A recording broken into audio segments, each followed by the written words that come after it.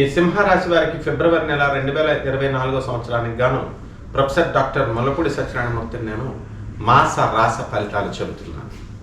ముందుగా ఈ యొక్క సింహరాశి వారికి సప్తమ స్థితిగతుడైనటువంటి శని ప్రభావం వలన మనకి శనికి ఒక పేరుందండి. అదేమిటంటే కళత్ర పుత్ర శత్రుత్వ కారణాయ నమః. సప్తమ స్థితిగతుడైనటువంటి శని అంటే భార్యతో, ఆ తర్వాత ఏ స్థానంలో ఉంటే ఆ స్థానంలో వ్యాపార భాగస్వామ్యం స్థానము, మరి భార్య స్థానము 7 కాబట్టి 7వ ఇంట్లో ఉంటే శని గొడవలు పెట్టేస్తాడు. కాబట్టి మీరు అక్కడ వెతండ వాదాలు పెట్టుకోకూడదు, అనవసరమైనటువంటి వాగ్వాదాలు పెట్టుకోకుండా ఉన్నట్లయితే ఈ శని అద్భుతమైనటువంటి అన్యోన్యత, కంపాటబిలిటీ మీ భార్యాభర్తలకి ఇద్దరికి కూడా ఇస్తాడు. అలాగే ఈ యొక్క ఈ సింహరాశి వారికి అష్టమ రాహు ఉన్నాడండి. ఈ అష్టమ రాహు మనశ్శాంతి లేకుండా చేస్తాడు.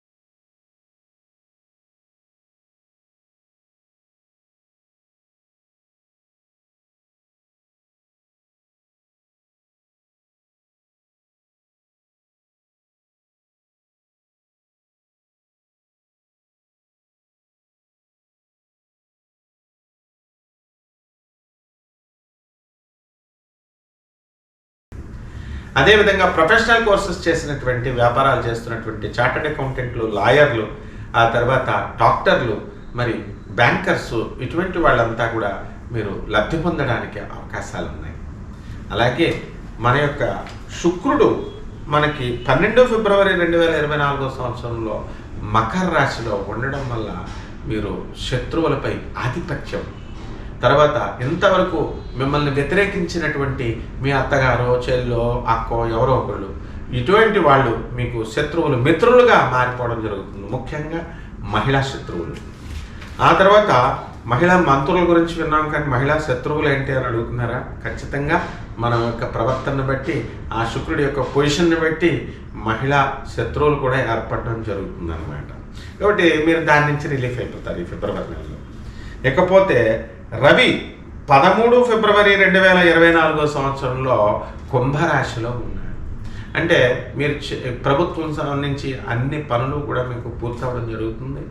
అయితే రవి శనుల యొక్క కలయిక వలన మీకు ఇద్దరు కూడా శత్రువులు కాబట్టి జాగ్రత్తగా చేసుకుంటూ వెళ్ళాలి.